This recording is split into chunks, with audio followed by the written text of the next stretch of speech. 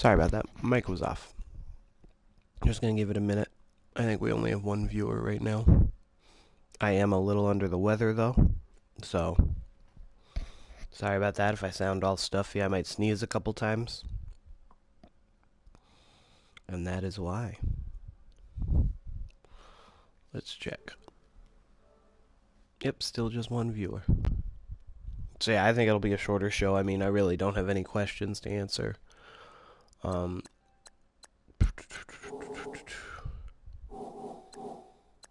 I'm just gonna knock it out. So, looking at the playoff picture, I think technically in the NFC, me, Panthers, and Cardinals have all locked. So it says Cardinals have locked with 11 wins, and I know they've won their division. But I want to say that me and Panthers have also locked in playoff spots, since only the Falcons as a wild card team can match our win count. So these, best he can do is 10-6. Best he can do is 10-6, and that's why Cards won his division already. But me and Panthers are in the same boat, and we should have at least wild card spots locked up. Even if we lose out, we'll be 11-5, which is the best record the Falcons can have too. But yeah. Looking at the AFC North, it looks like the Bengals, are going to win the division. Steelers had a big win against the Browns this week, putting them ahead, and huge implications there. Colts finally got over the Jags. What is this, AFC East? Yep. Dark horse candidate Jets looks like they're making a little bit of a playoff push. I mean, it all depends on how they finish versus the Browns. But I would say, yeah, still that AFC North is probably going to produce 3 playoff teams. First time Steelers have made the playoffs, though, this cycle. Looking at the NFC North, looks like the Vikings have that pretty well in hand. And I'll look through some of these matchups, too. I guess if he drops 2, it's going to be Bears ball game.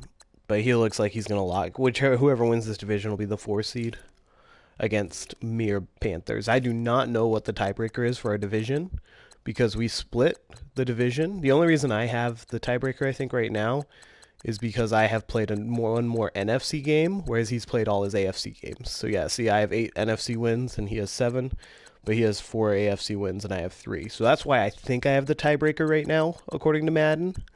Oh, and the division wins. But I do not know how it'll break down. I'm so tired of trying to figure out Madden tiebreakers. They should really just be honest about it. Because, if it's points forced, it's obviously him. If it's points allowed, it could be me. I don't think I'll be able to keep up with his scoring. I mean, 20 points above. I mean, I could pass him, I guess. But, yeah, I do not know what the tiebreaker will be. If we both win out, of course. He has Falcons twice, and I think Eagles. I think it's Falcons, Eagles, Falcons. I have CPU, Falcons, and then Redskins. So, yeah, we'll see how that goes down. Eagles look like they've won this division, with the Redskins making a playoff push from the wild card spot. Cardinals, obviously. Rams could make a playoff push, but I don't think he's played his game in the past 3 weeks, which is a shame. He's a good user. Fucking whooped me up. So, yeah.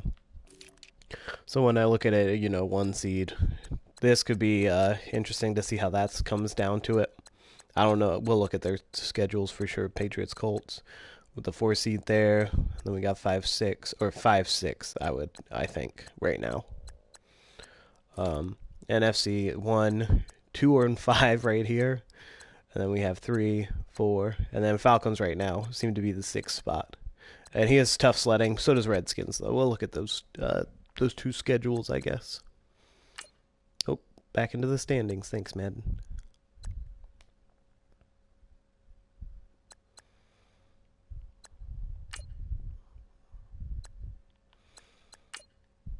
So looking, let's go Colts first. So he's got CPU Lions, Texans, Raiders. So that should be okay. Now let's compare it. Patriots should have 4 games left to play. Bills. Oh, I forgot. Yeah. Okay. Seahawks. Jets. That could be a fun game. Oh, Bengals. That'll be a good game to watch. Actually, a good playoff preview right there. Huh. Yeah, it'll be interesting to see what that tiebreaker comes down to, because I think right now Colts is one more loss than him. Colts is 3 losses, I think. Yeah, Shiny only has 2. So that'll be good to see how that shakes out. Looking at the, what is it, the 5-6, we have Jaguars, Browns, and Steelers. So Browns got Ravens, Raiders, Eagles. No necessarily gimmies here. We got, who was it? Jaguars, CPU teams. So hopefully these guys take care of business right here. But you never know. The CPU can come out of nowhere and get you. Then Steelers is Eagles, Cowboys, Chargers. So yeah, I mean, yeah, pretty easy schedule since Cowboys isn't playing. 2 wins and he has a 1-game lead on, or a half-game lead, 1.5-game lead. Or no, 1-game lead, because they're split now. Right, they split the series? Yeah. Yeah, they did. But yeah, so 1-game lead on the Browns. What else was I going to look at? Oh, Falcons and Redskins. So Falcons has tough matchup. Bears. I think they're playing tonight. Panthers, Bucks, Panthers. So that'll be 3 tough games to finish out his season. Redskins, Bengals, which is tough. Giants, he's played well with a depleted roster. Buccaneers, but even if so, he wants obviously Falcons to lose out, but he needs to win 2 games. I think. I don't think they played, so there's no direct tiebreaker. But I don't know what the tiebreaker would be again between them. Maybe conference record. But yeah. Which Redskins might win since we played NFC South played a pretty what is it? CPU Broncos. And then who else did I have on my team? I don't even know who the NFC East played though. But yeah. No, NFC East plays AFC North. Oh, maybe not. I'm sure a lot of losses are coming from AFC teams then. Oh, which is good for Redskins actually. Yeah.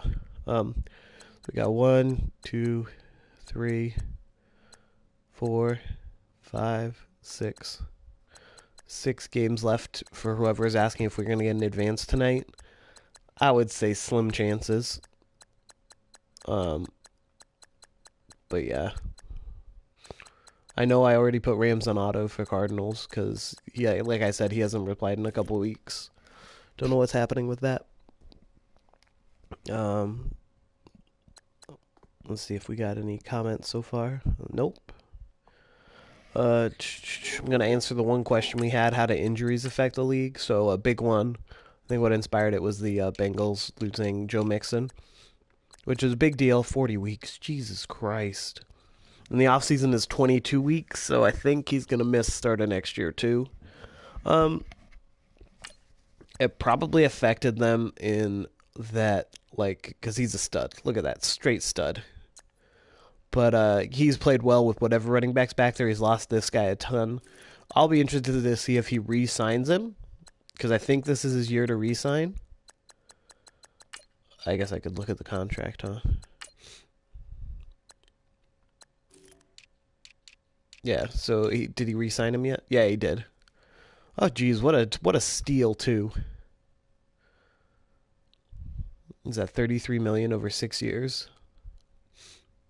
Yeah, that's not bad.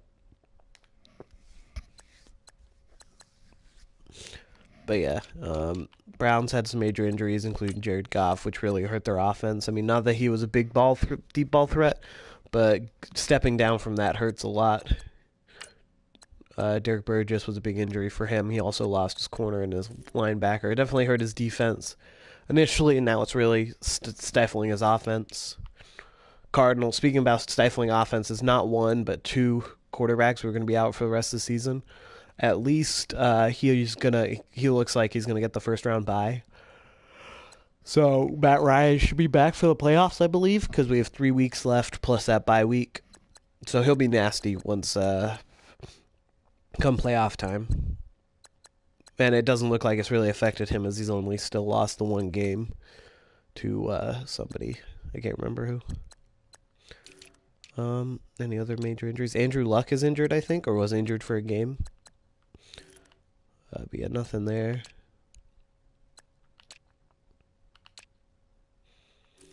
That's pretty big. Losing your left tackle always isn't fun. See, just not a lot of injuries, in my opinion. Only way to do it is to up injuries. Danny Shelton was probably big, like Space Eater on the front.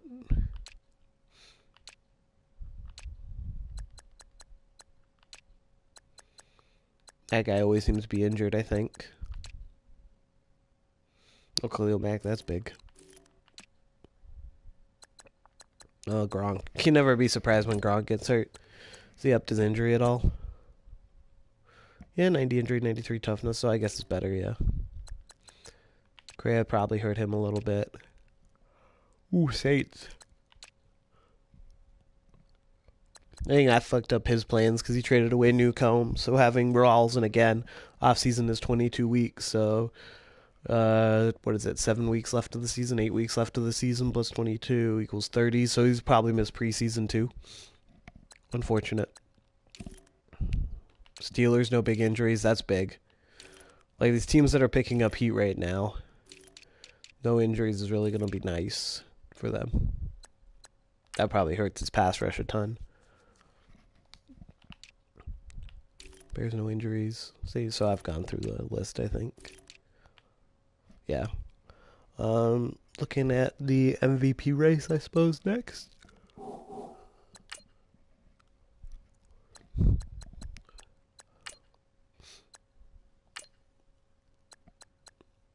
MVP, Le'Veon Bell, Dalvin Cook. They've both won tons of Player of the Week awards. Schroeder just won his first. Newcomb's been killing it for him. Jameis has had a pretty good season. But yeah, that's just surprising lack of quarterbacks up there, you know. I think. As I've said before, I always hate when I see two from the same team. Just doesn't make sense to me. That's not how MVP works.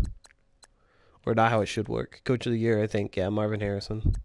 Oh, I didn't realize I was number 2. Huh. But yeah. Offensive Player of the Year, Le'Veon Bell. Again, it'll be interesting to see how this ends up breaking down. Again, no quarterback until number 5 spot, which with the season Brooks has had, I'm not surprised. Newcomb's lit it up. Bell's been a workhorse. Oh, Eugenius is down there? Not bad. Defensive Player of the Year, Sidney Jones has been killing it. Lots of turnover there. I think there's 3 guys actually on the brink of breaking the pick record. He's already done it. Travis Feeney, and then I think Landon Collins on the Giants. Offensive Rookie of the Year.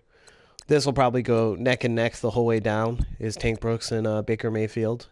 I think Tank Brooks wins it, but I've been wrong before.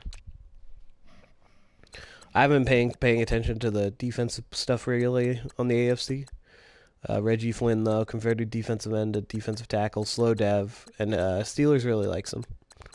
See if I can look up some of the stats after this. Oh, it finally unseated me. Emmanuel Blake, who I believe I called at the beginning of the year to win Defensive Rookie of the Year. So I was pissed off he ended up in the NFC. Got $3 in the top 7, though, so that's cool. Oh, even Falcons is making a nice push. 3 in the top 10. But yeah, offensive rookie Anthony Schroeder. And I think he might sweep a lot of stuff because he's, best QB, offensive rookie of the year, and I'm sure he's at the top of offensive player of the year, too. Oh, no, Dalvin Cook, of course. But, again, that could probably go neck and neck. The offensive player of the year, you can have multiple guys from the same team. That makes sense. You've just been killing it. But MVP, no. It's not how it's supposed to work. And then Luke Kuechly on the defensive end, wow. Very top-heavy here in the NFC. But yeah, I mean, at this point, like, you know, when you have four guys from one team in the top 10, that's pretty crazy. But yeah, don't want to comment too much into that. I hate the awards, and I think the new XP system will help balance it a little bit more.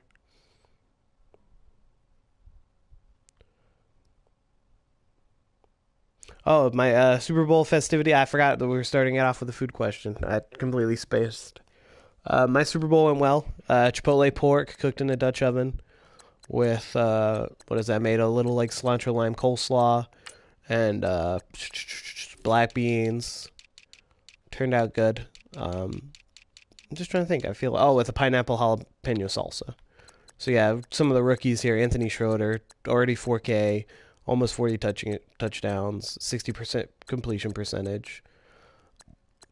Not a bad season. Right behind him is Baker Mayfield, just under 4K, 28 touchdowns. So he has a 6 touchdown lead on the next guy, which is pretty crazy. But yeah, hoping the picks drag him down in votes for me personally. But yeah, I think he's not leading the league in picks. I think that's Finley on the Titans. Yeah, leads the league in touchdowns for sure. Pierce Brown's right there. Wow, see a huge drop off from that point on.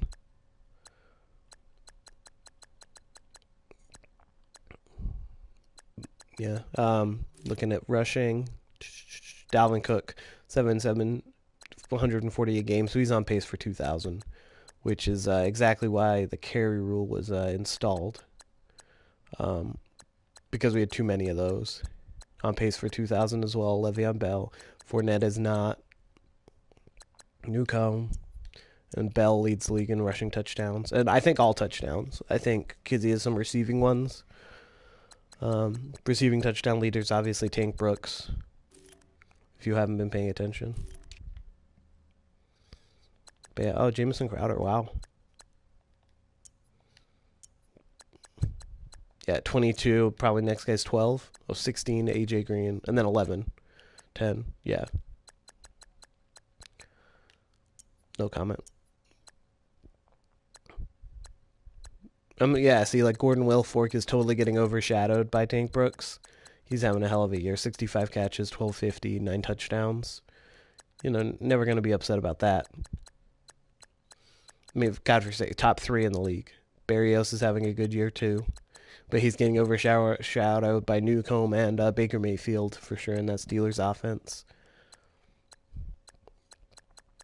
Going on to defense. Let's see. I don't even know who's... I think it's all AFC in the sack department.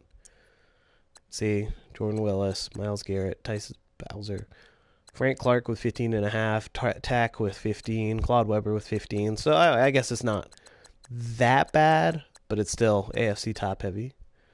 And that's probably just from playing more user games, to be perfectly honest. Like, users hold the ball more and such. CPU definitely gets rid of it more often than, yeah. But, yeah. Tackles, probably like Emmanuel Blake leading or whatever. Oh, Jared Davis, Ed Ellsworth, and all linebackers. That's always scary. 2 teammates leading the league in tackles, or top 3.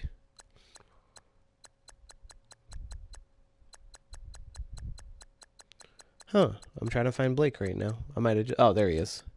Oh, nope. Different Blake. Well, maybe he has a ton of tackles for a loss, and I can check it out. Nope.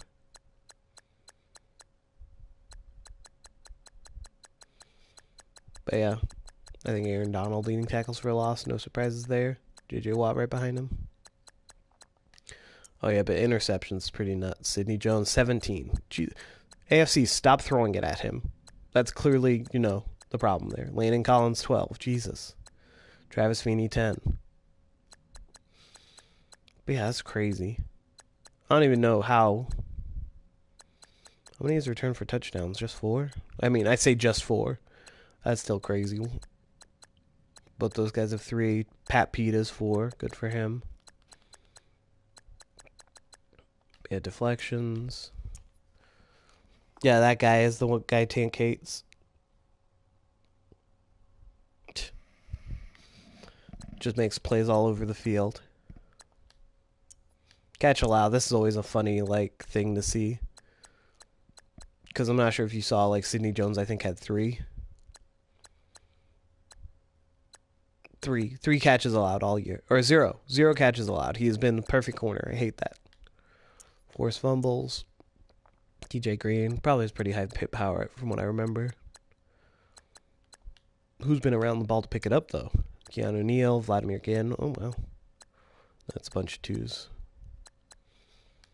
Wonder if anybody has more than 4 touchdowns. Nope. Sidney Jones, Pat Pete, and then it's a handful of 3s. Then probably a bunch of 2s. Yeah, I say a bunch. It's not that many. Oh, block kicks is always fun to see. Who's blocked the most amount of kicks? Oh, Randy Gregory.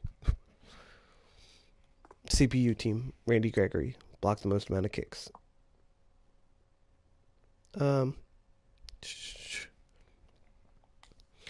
Yeah, biggest surprise, disappointment, whatever. Definitely the Cowboys isn't playing this year. Definitely surprised Rams has kind of dropped off. Steelers had a great turnaround from 0-3, I think, the last time that I did the show or whatever to turn around. I think he hasn't lost a game since,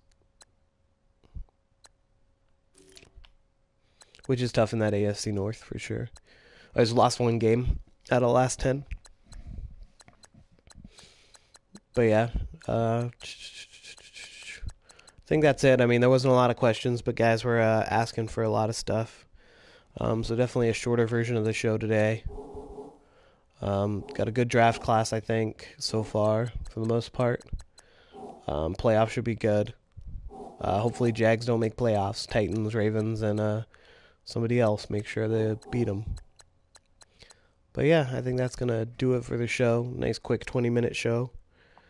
And yeah, have a good rest of your week, guys. Sorry for being under the weather.